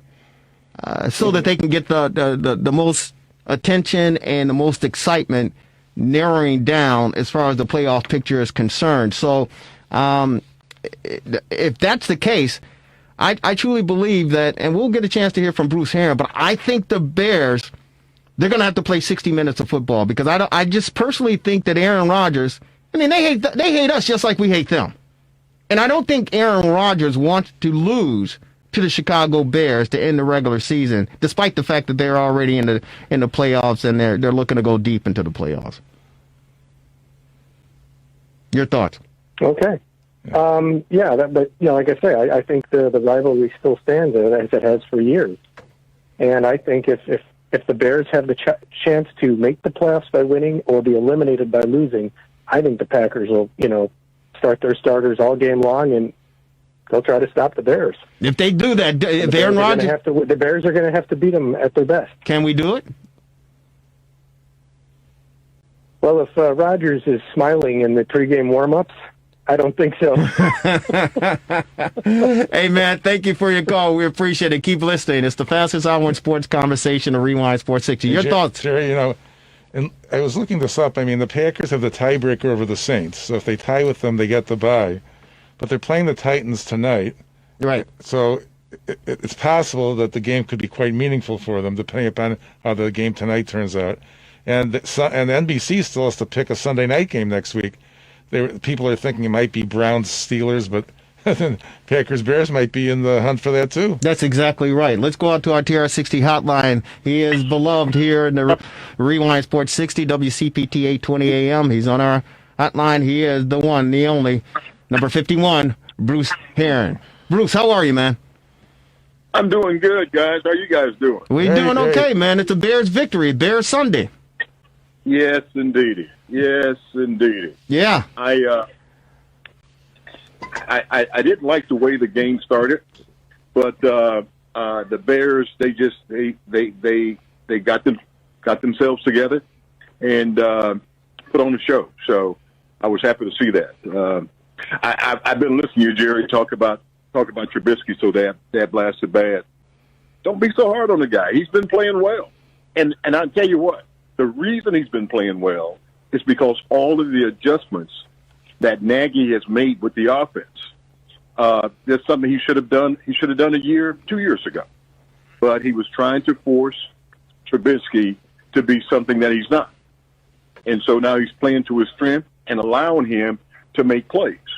And the kid is doing it. I mean, he had really had one bad pass today, and that was that interception in the end zone. Right. Other than that, I mean, he played extremely well. But he has been doing that for the last 2 or 3 weeks. Yeah, 3 or 4 weeks. But there's a reason behind that, Bruce, and the reason that I get on this kid is the fact that it's a false sense of hope. It's a false sense of hope, and to me, it sends the wrong information. It sends the wrong information. He is, in my opinion, the best he can be is a backup quarterback in the National Football League. And for all and I don't want any ill will against anyone, and I want success, especially for this team and whoever is leading this team. But the success that he has against mediocre talent and mediocre teams in this league sends a false sense of hope to those in charge who made the decision, which means it becomes a long-term project. And to invest so much into this kid when you're only going to get mediocre performance at best, it's pushed back the success rate as far as this team is concerned another year. And again, I'm not trying to be hard on Mitchell Trubisky, and you say the success that he had in his 3-game winning streak, But they scaled down the play calling so much for this kid. And I joke that I can go out there, Marvelous could go out there, you can go out there. But the only thing you have to do if you're Mitchell Trubisky and what he's been able to do against these mediocre teams is just follow the script and throw a 5-yard out or a 10-yard, dive or whatever the case may be. You throw those easy passes because we saw what happened when he tried to improvise and get into the end zone. He threw an interception because he left the script. And good teams aren't going to fall for that, man. Good teams are not going to fall for that. And that's why I can't invest myself into this guy because he's mediocre at best. Well, you know what? I think differently. And the reason being is that, I'm sitting here watching, before the call here, sitting here watching Seattle and L.A. Rams go at it. Jared Goff, his first year, I'm telling you, man, he was like, the first, second player picked, quarterback pick, the year that he got drafted. He looked, below average. They were talking about whether or not this kid even could play in the league. And it took a change in coaches for them to come up with a system that matched his talent level. And he's been doing great. Of course, LA is getting beat right now, but Jared Goff has been playing well the last ever since the current coaching staff came on board. And it's all about taking the talent that you have and coming up with a system to match that talent. Now, if you want to force him to fit into a system that you've already got set, and he doesn't have the ability to do that, then you're not going to have success. And that's what's been happening with this kid. Like I said before, and I've said this many times before, it's not Mr. Trubisky's fault that the Bears went out on a limb and drafted him, the number 2 player, the year that he got drafted, and gave up the house pretty much to get it. But if we're stuck with him, if we got to use it, then we've got to come up with a system that matches his ability, and they've done that. They've done that, and we're right now we're looking at the rewards from that adjustment. It took a 6-game losing streak for them to do it, but they actually had no choice because Foles, they put Foles in and he wasn't much better. So they had to go to the drawing board and come out with something different than they were doing. I think they already had the formula, but they were just too stubborn. And I say they when I say Matt Nagy, he was too stubborn because he drew up these plays and he had this big playbook like a phone book, and he said, "Hey, listen, these plays work. Only thing you guys have to do is go out there and get the job done." Well, unfortunately, he didn't. And you're right, it's not Mitchell Trubisky's fault that he was drafted, but for Matt Nagy, it's unfortunate because he didn't have the impact players to run the plays that he had designed. And it took us almost falling off the cliff for him to finally say, "I need to hand this thing over." Now you give it to Bill Lazor, and he scaled it down to a simplest form to allow this guy to have success. I think at the end of the day, Bruce, and I respect your opinion, and I respect your knowledge, and I respect what you've brought to the game and what you bring to the show, but Mitchell Trubisky with a scaled down offense is not going to work when you play, especially in the playoffs, when you're playing teams that defense. Here's an example. You watched the game today against the Jacksonville Jaguars. So did I. Marvin, we all watched it, right? Yeah. And we saw the success that Mitchell Trubisky had. Why? Because players were open. Players were where they were supposed to be, and Mitchell delivered the ball where he needed to deliver it. when you look at the Green Bay Packers defensively against the Bears offense next week, those players, when you see in Jacksonville who were maybe 5-7 yards off the player or off the play or off the ball, the Green Bay Packers defense is going to close that gap considerably. They're going to be 2 yards off the play or off the player. And the plays that work today, they're almost not necessarily going to work next week. And that's the problem. You need an NFL quarterback who can play football, knows how to improvise, i.e. Kyler Murray for the Arizona Cardinals, who are trying to play for the playoffs as well, but he plays football when he gets out there. You don't have to scale down the playbook for him because he's playing football. And that's the difference, in my opinion, between what Mitchell Trubisky brings to the table and a bona fide NFL quarterback. No, you know what? I think, you know, I can somewhat agree with what you're saying if that was in fact what they did, what they've done. They haven't scaled down the offense. They haven't gone to an elementary playbook. What they've done is they've taken Mitchell's talents. Mitchell is not an NFL drop back quarterback. He can't sit in the pocket and pick and choose which receiver to throw the ball to. Mitch has the ability to scramble. He's a hell of a runner.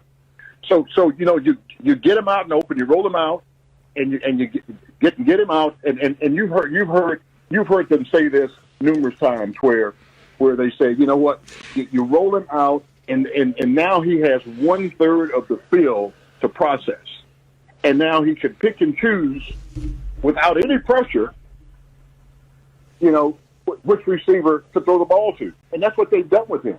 They just all they've done is just reprogram the playbook that they had. And you know what? It's the same thing as if you took Tom Brady and you take Tom Brady and you put him in Kansas City. Mm-hmm.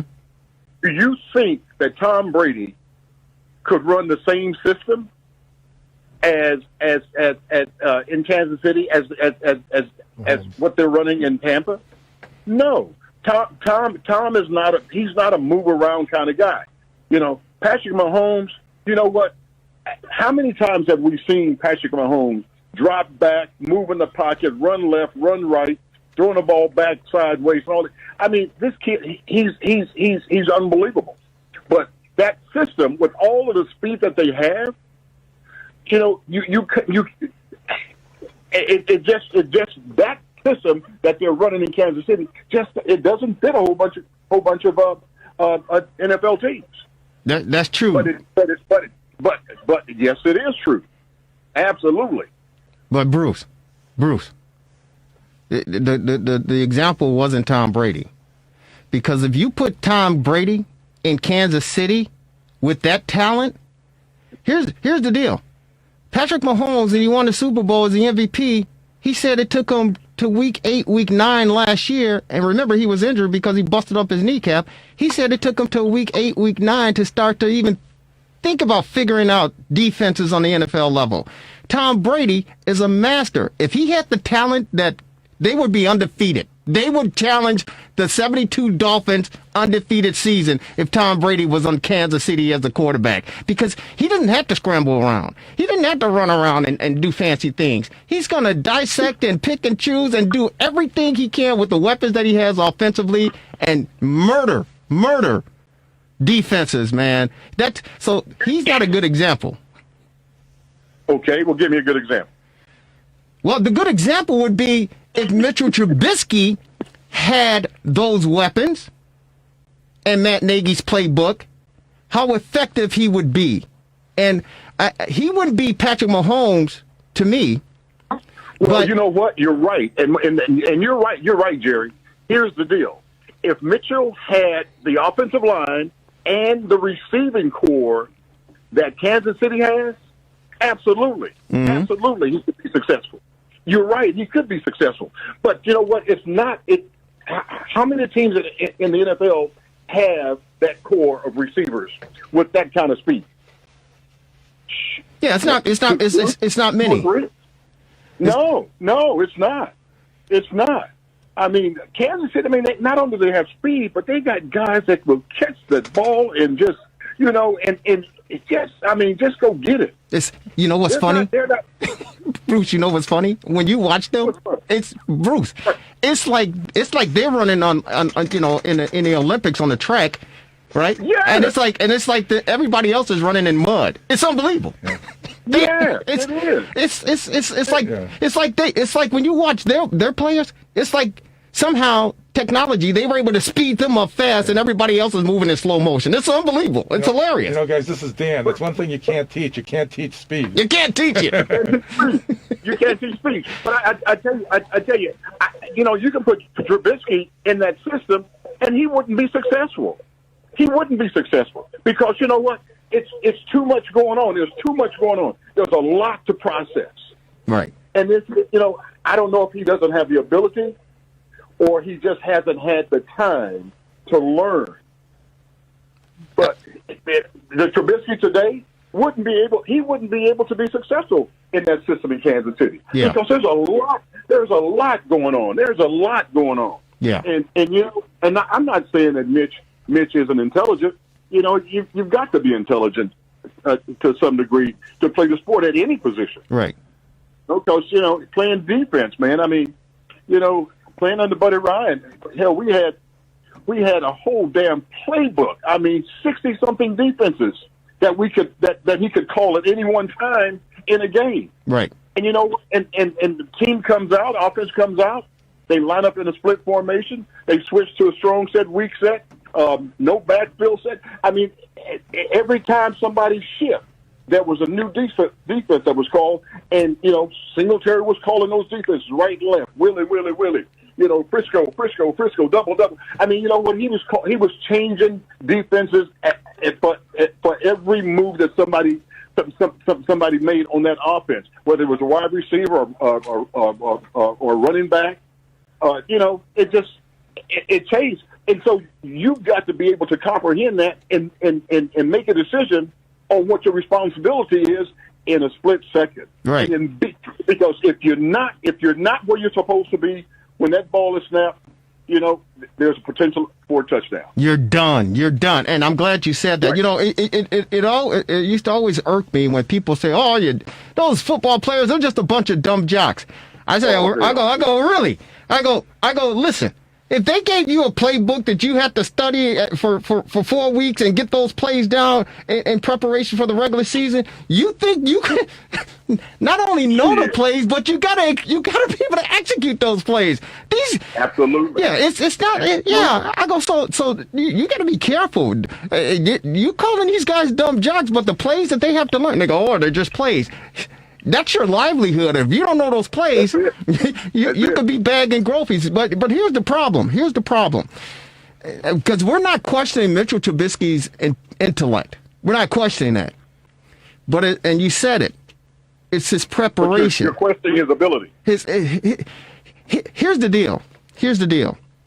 And it's not his fault. It's not. He just got the luck of the draw, but unfortunately, he's on the big stage and he's measured against his peers. The problem with Mitchell Trubisky, and no offense to the program, but he played at North Carolina. He didn't play at the Ohio State University. He did not play at Alabama. He did not play at Clemson. He did not play at Notre Dame. He did not play at a major university, a major system to prepare him for the next level. And so when he gets up here, and you talked about Jared Goff, we talk about Jameis Winston. We talking Marcus Mariota. These guys played at elite programs and they're struggling. So what do you expect from Mitchell Trubisky? Yeah, but the killing thing is he only played 1 year. Yes, that's even worse. Yeah. It's even worse. So listen, Cam Newton, he's struggling. I mean, if you can go down the list of players on the collegiate level. Listen, let's just stick with the Chicago Bears. I love Mike Tomczak. He played at the Ohio State University. He struggled as an NFL quarterback for the Bears. The guy Jim Harbaugh. Some people say he should be the next Bear coach. He beat the hell out of Ohio State when he was back there during the 80s. He struggled as a quarterback on the National Football League. These guys have played on the prestigious programs on the collegiate level, and it took them time to adjust and try to play halfway decent on the National Football League level. Mr. Trubisky, he's always behind the curve, and he's never going to catch up. You know, guys, even coaches have to adjust. Think about Andy Reid in 2016. His quarterback was Alex Smith. I mean, so he didn't have the same system for Smith as he had for Mahomes, as an example. You know what I mean? So I mean, things do change. That's right. That's true. Oh yeah, man. You got it. You got to advise the system for the talent that you have, and that's what Andy Reid has done. I mean, shit, Andy Reid, he never had this kind of talent when he was a head coach of Philadelphia. Oh no. Never had that kind of talent. Yeah. So man, I mean, look at the offense that they've come up with all of this damn talent around them, man. I mean, talent galore. Mm-hmm. You know what? The front office does a hell of a job. Yeah. Recognizing talent and bringing them in. You know, hey, we're gonna have to let you go. It's the fastest hour in sports conversation. I just think Mitchell Trubisky is not the quarterback for the Bears. He might be a serviceable quarterback for another team, and he may have. I wish him all the luck as far as longevity is concerned in the National Football League. But I think it'll serve him better, and it certainly served the fan base here in Chicago better if he found a new home. Your closing thoughts? Well, my closing thoughts is this: during the offseason, I hope the Bears go out and get the very best offensive tackle that they can find in the college range. And you know what? And I just think the offensive line, although they're playing much better now than they were the first half of the season, I still think that we need some help on an offensive line. Yeah. You know. Yeah. And it's interesting. I mean, the game doesn't change. The plays may change, the personnel may call, but the game itself doesn't change. And they said 75% of the game is played and won in the trenches. And so good coaches and good teams, or great coaches and great teams, they stack the deck. They get that offensive line, they get them big boys, and then they start building from there. Because we see what's happening with Deshaun Watson. The guy is a hell of a talent, but he's running around like a chicken with his head cut off. Dude, I mean, come on, man. You got to start in the trenches. That's where the fight starts, and that's where it ends. Hey, Bruce, you're the best, man. We love you, and hope Christmas, everything was good, man. Everything was great. I want to tell you something before I get off. Next Sunday, I'm having one of my friends join us, one of my former teammates. Otis Wilson. Mama's boy Otis. Mama's boy! The ladies all love me for my body and my mind. That Otis. Thank you, man. We're looking forward to it. We're looking forward to it. We're going to double team you next Sunday, man. So you got to wear your helmet, some pads and stuff, because we're going to jack you up. I'll be. Hey, you know what? Hey, Bruce, I'll be ready, but I don't think that's going to be enough. Believe me. I don't think that's going to be enough. Because quiet as is kept, I think Otis still think he playing. Otis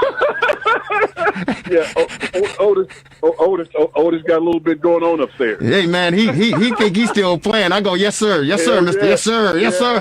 That dude, man, he still put the fear in you. Hey, Bruce, you're the best, brother. Man, that's my buddy, man. That's my buddy. Otis is one of my best friends ever. So, well, we're looking forward to it, and thank you for setting that up, man. And have a great week. Stay safe, and we'll talk to you next Sunday after a Bear victory, man.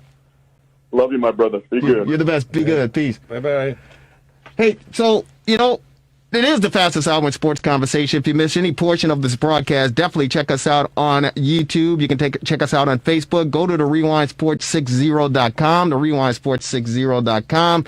Twitch, you can catch us any portion of the broadcast you missed, we're right there for you. We're going to switch gears real quick. Paul Shivari, he's in our resident baseball expert. He's in the studio now, and there's a little bit of hot stove going on. We want to say condolences to Phil Niekro, who passed away. Was he 81? 81, yeah. 81 years of age. We want to say condolences to he and his family on the passing. He was one of the original knuckleballers. The guy was fantastic. He was outstanding. Performed exceptionally well and delighted so many baseball fans over the years in his careers. Condolences go out to he and his family. We also want to say condolences to a great friend of the program, and I reached out to him to pass along prayers and condolences, but the great, outstanding David Kaplan with NBC Sports Chicago and, of course, ESPN Radio AM 1000 here in the great city of Chicago. His mom passed away, I think, the day before Christmas. And any of you may know him personally or you may know him through the radio or television, but David Kaplan is, no question about it, one of the best human beings on this planet.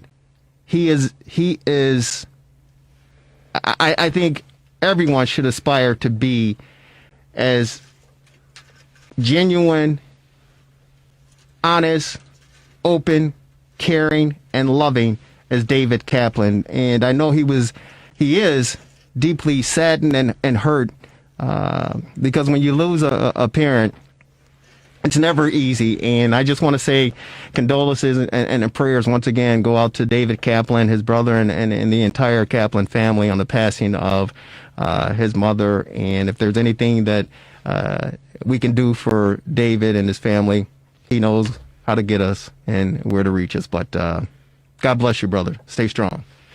Paul Shivari in studio, ladies and gentlemen. Hot Stove Baseball. What's the latest, man?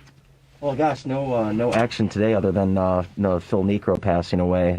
The last big move was Josh Bell getting traded from the Pirates to the Nationals. Sam Fuld, the GM now in the league, you remember him with the Cubs and the Red Sox. Yeah. But as far as the White Sox, they're still looking for possibly a right fielder, even though they have Adam Eaton. They definitely need a closer. They've been rumored to be linked to Liam Hendricks from now a free agent, but formerly of the Athletics. You still got Alex Colomé as a free agent, and you know what he can do as the closer.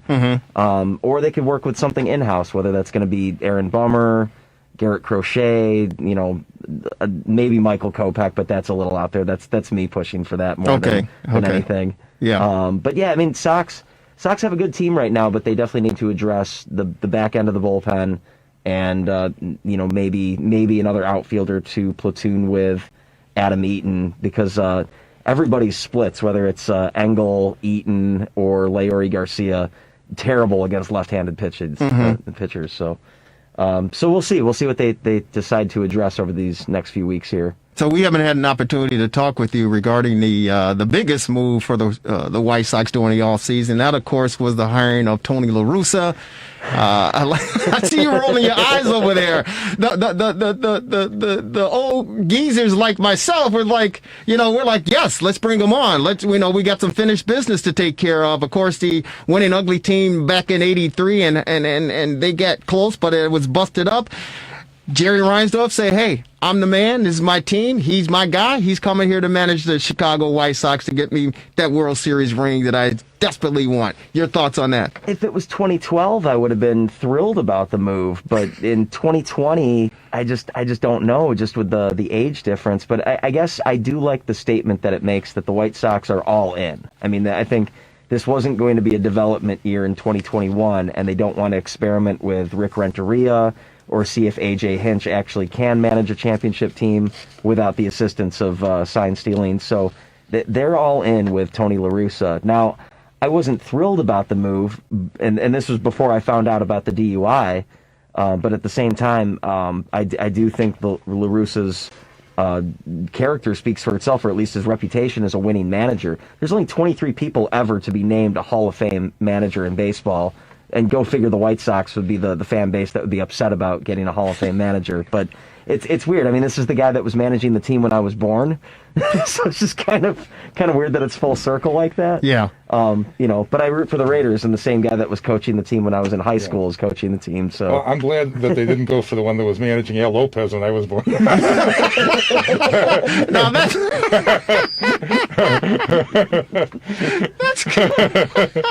that's good, Marvelous. And as far as I'm all in. I think baseball is baseball, regardless of the analytics, regardless of the bat flipping and all that nonsense. I do understand that, and Dallas Keuchel said, "Hey, wait a minute. There was no real discipline or order in the clubhouse," and he had to check the team and say, "Listen, we gotta get serious about this. This is what champions do, and you guys aren't acting like champions." Tony La Russa is going to bring that.